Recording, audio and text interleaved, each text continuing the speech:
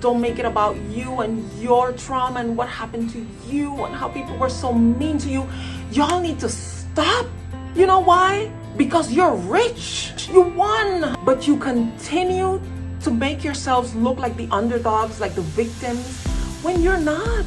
It's so annoying.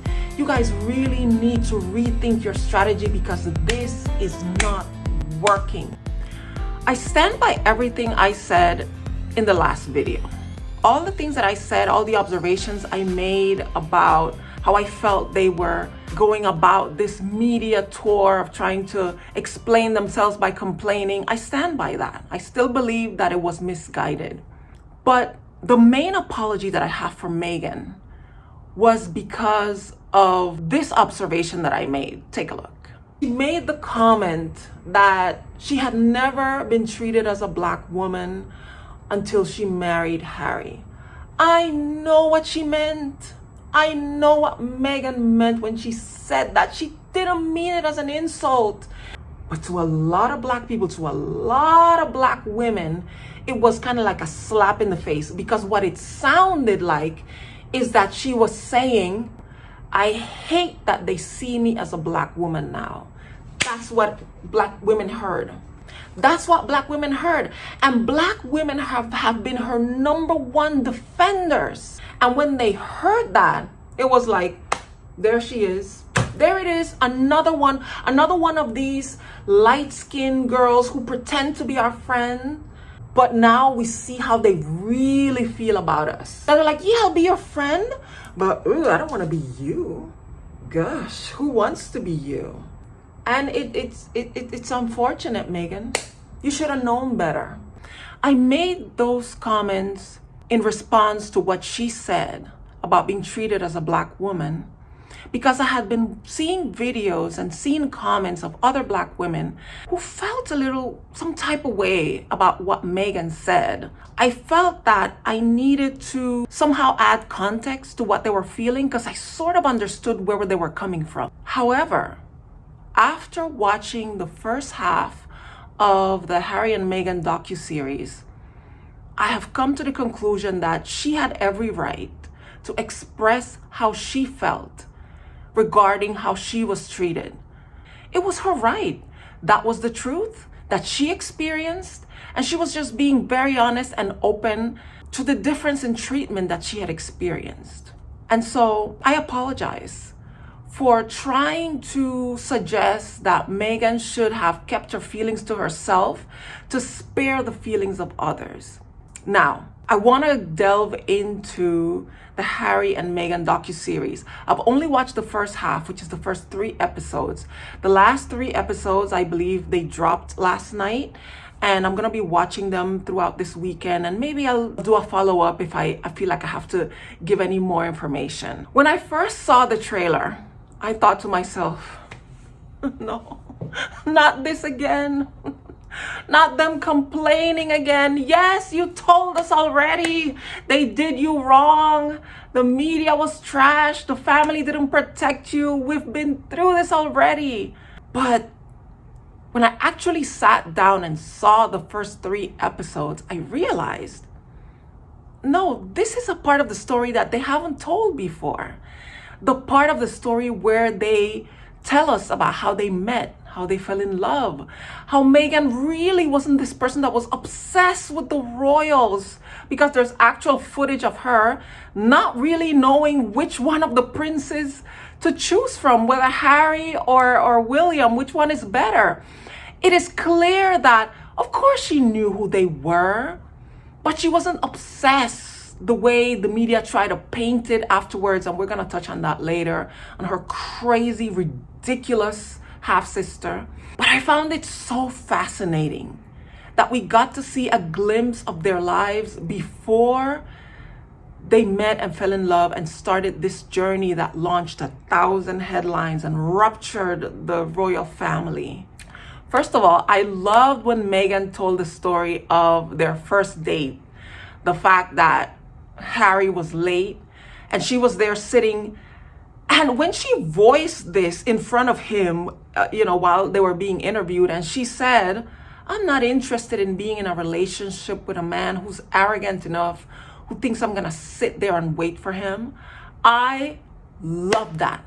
I love that. And I thought to myself, would any of the other royal spouses ever say something like that? Would any of the women who married these men sit in front of a camera crew and say this out loud? No.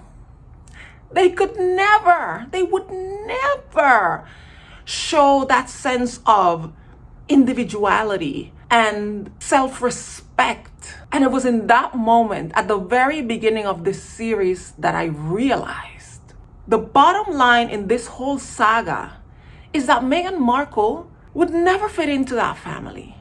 There was no way that the Meghan Markle, the woman that she had grown up to be, would have ever lasted long enough to stay in that family and continue with the long traditions of women who are just standing in the background and have very little voices. I mean, Diana had to leave. She had to leave, and I'm going to touch a little bit more on Diana. But there was no way these women who have an actual backbone belong in such a family. It was very clear to me after seeing how Meghan, what she brought into this relationship, that she never belonged to this family. And I think Harry suspected this from the very beginning, and he failed to prepare Meghan for what was to come, because I think he was afraid that she would be like, yeah, I can't be with you.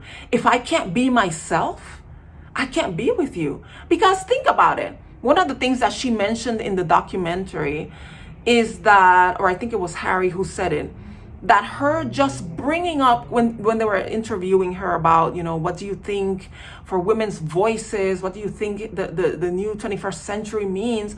And she mentioned the Me Too movement as a good thing. Like, women are speaking out. They're not being silent about the abuse that they have endured for decades. And that was considered by the royal family like, scandalous that she's talking about Me Too, because Me Too is so political, and the royal family is not to be political under any circumstance. What Harry really had to say to Meghan when he fell in love with her, when he saw who she was, everything that she is, I think if Harry was being completely honest, he would have had to say to her, Meghan, sweetie, you cannot be yourself if you marry me. You're gonna have to say goodbye to yourself, to your activism, to everything you stand for, to everything you believe. You're just gonna have to bury all of that and just marry me. It's literally, it would be like telling Santa Claus, you can't talk about Christmas. Santa would be like, excuse me, what? So what am I doing here? Why did you bring me here if you don't want to talk about Christmas? Hello? No, this is not going to be a fairy tale. This is not going to be the girl marrying the prince and living happily ever after.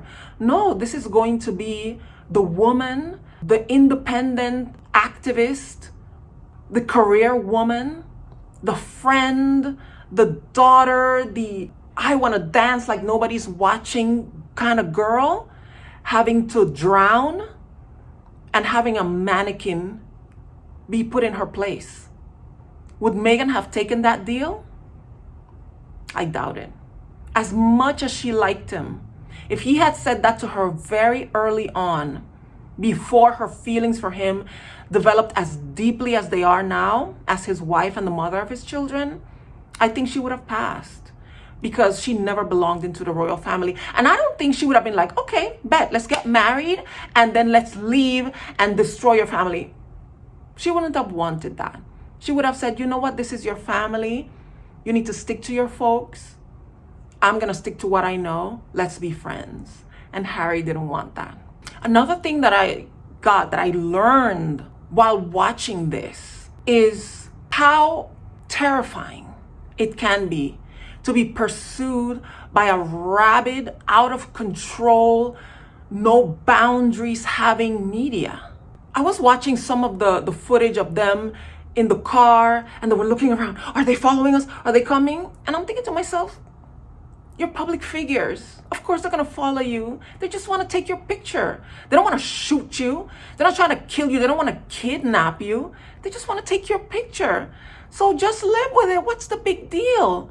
Well, the big deal is it's very clear that the British tabloid media would have pushed it as far as they could.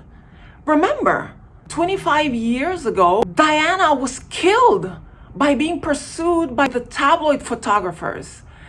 And you would think that after something so traumatic, the media would have learned, you know what, we need to back off. We can't be this intrusive. But the fact that Meghan was talking about how the British paparazzi, some of them moved to Canada, they contacted her neighbors and paid some of them to install cameras that were looking into her backyard and into the windows of her home on a live 24-hour feed. This is different from just taking your picture when you're out and about. This is completely different. And now I understand what that can do to people who already are sort of broken inside. And we need to talk about this now. We need to talk about this. Harry is broken.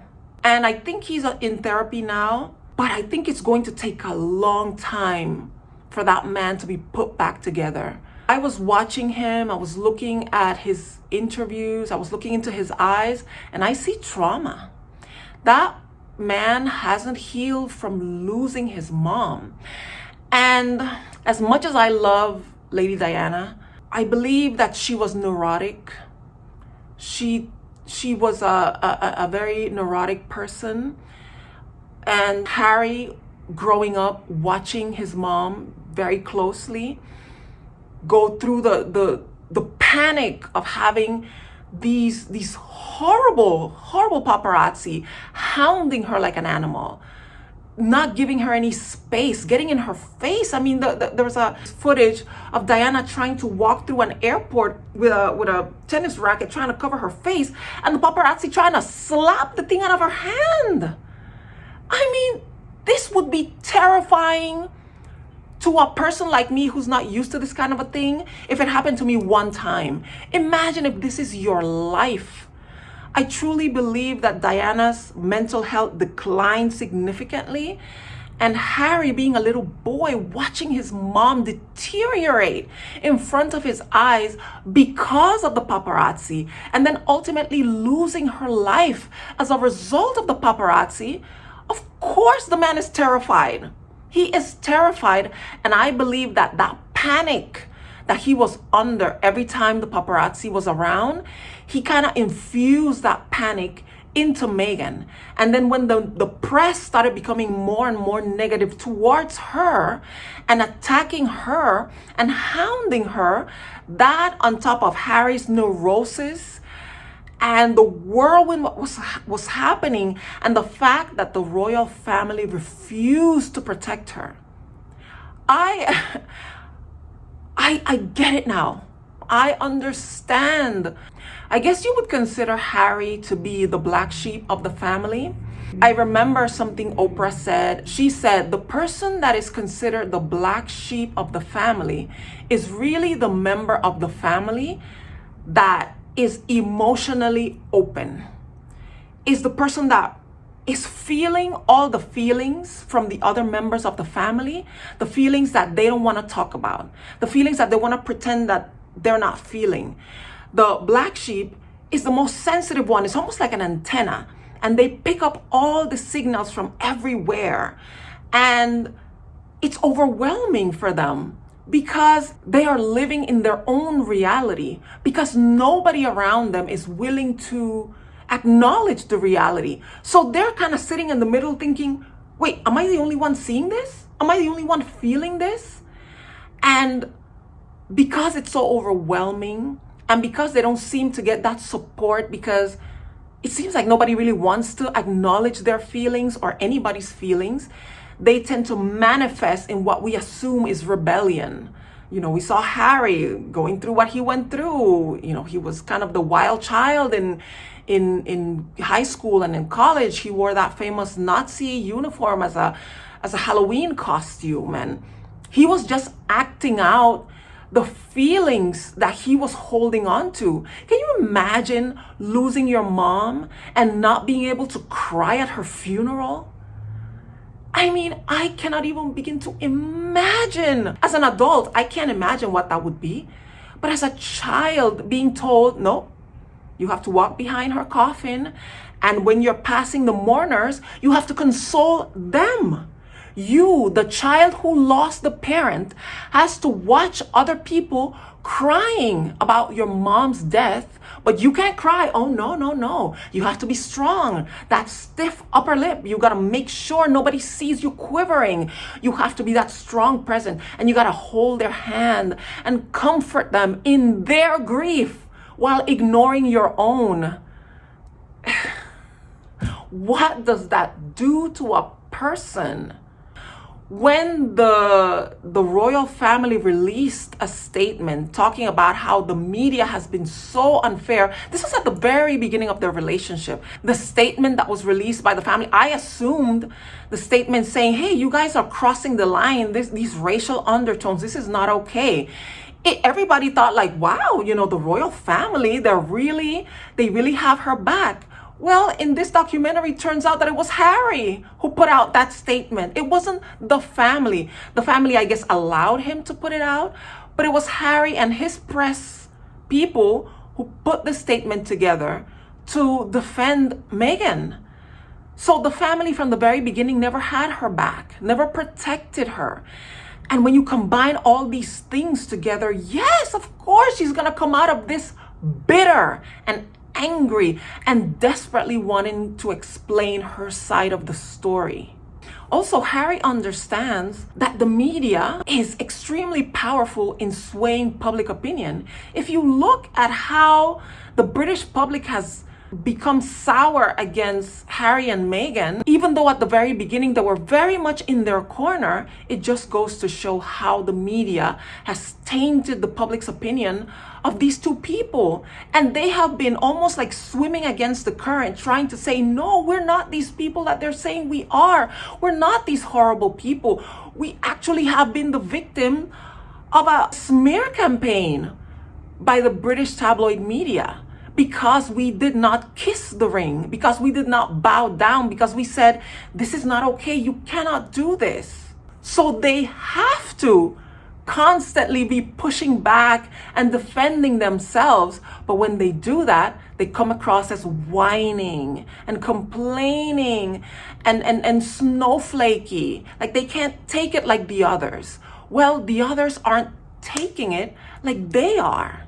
It's very clear that the media has been going after them even before the wedding, because I remember when, even before I saw this in the docu-series, when they were talking about how her dad took a deal with one of the tabloids for them to follow him around and take photos of him that looked candid, but they were really arranged and they were posed. Some days before the wedding, the media leaked the fact that he had made a deal with one of the tabloids.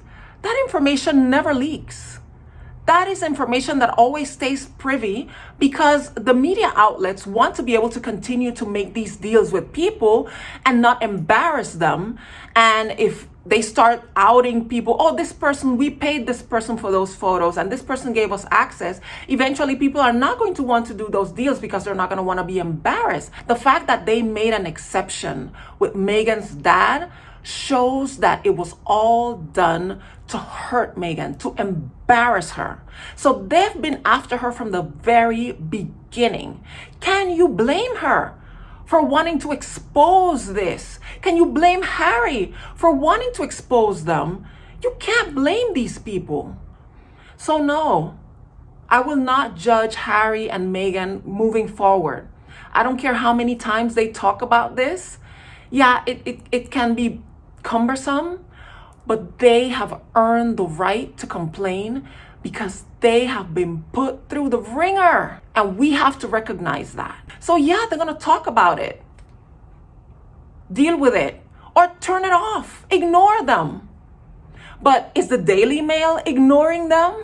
Why is it that when this thing came out, When you scroll down the Daily Mail, oh my gosh, it was like 90% of their reporting that day was Meghan and Harry, Meghan and Harry, Meghan and Harry. And then you wonder why they complain about being treated unfairly by the media.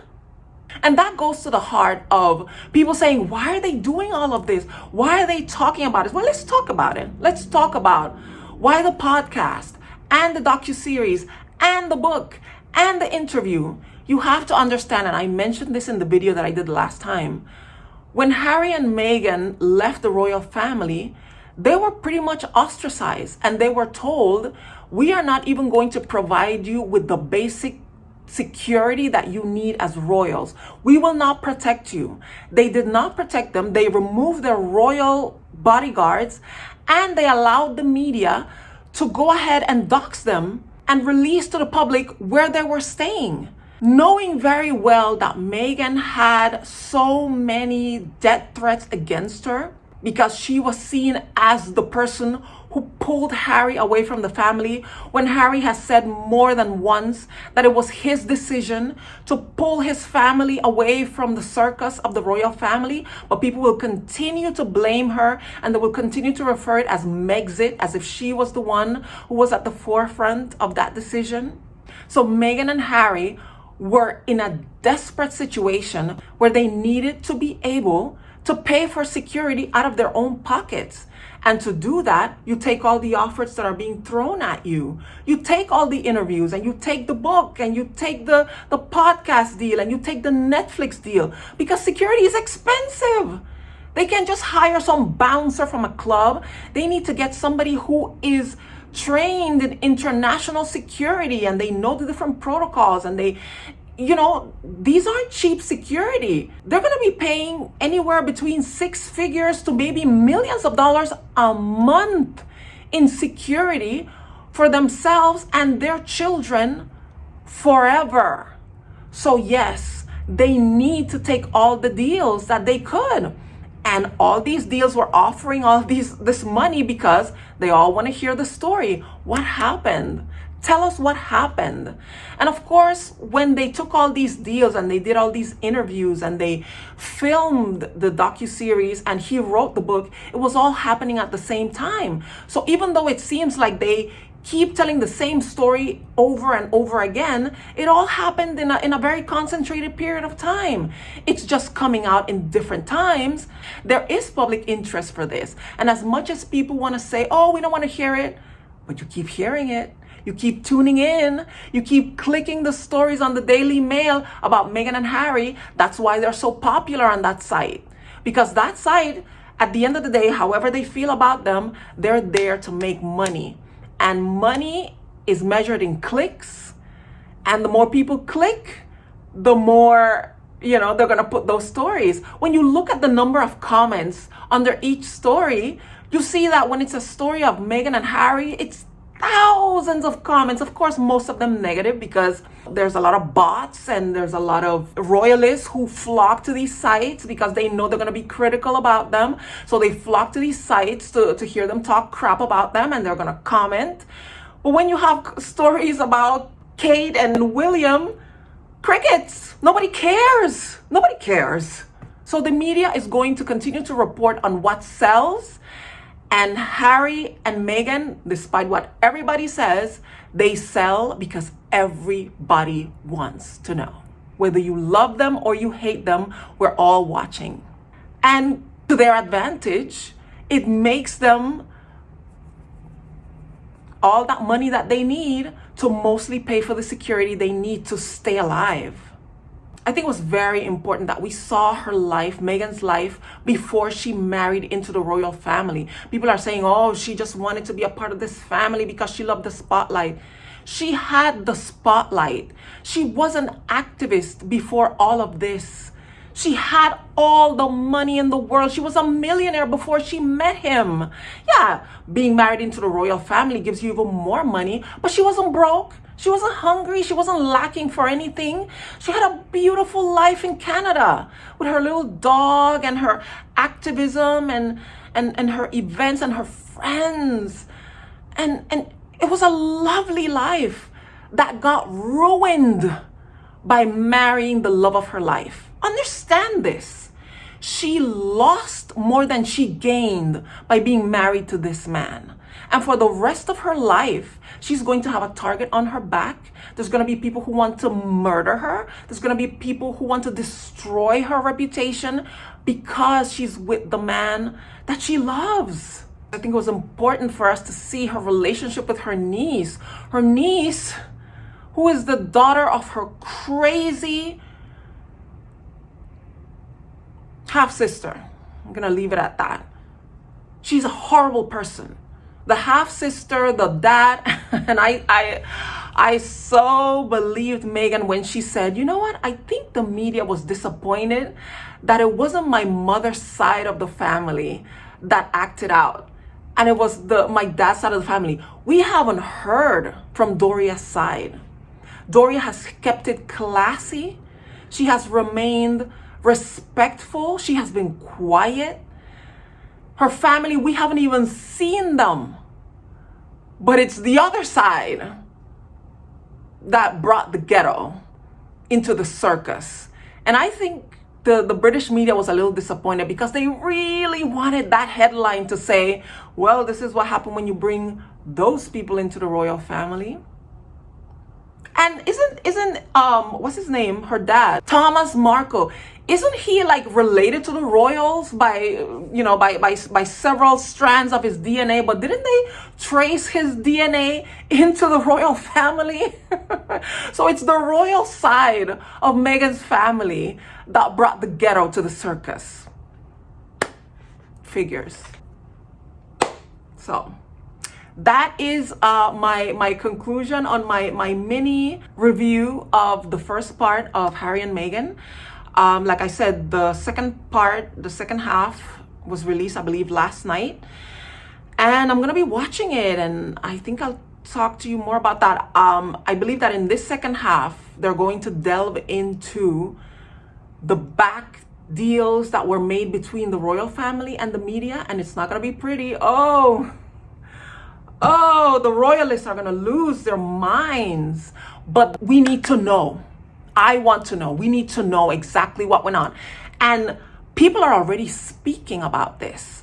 I was shocked when last weekend I saw this reporter actually admitting that the negative press of Meghan and Harry came from the palace.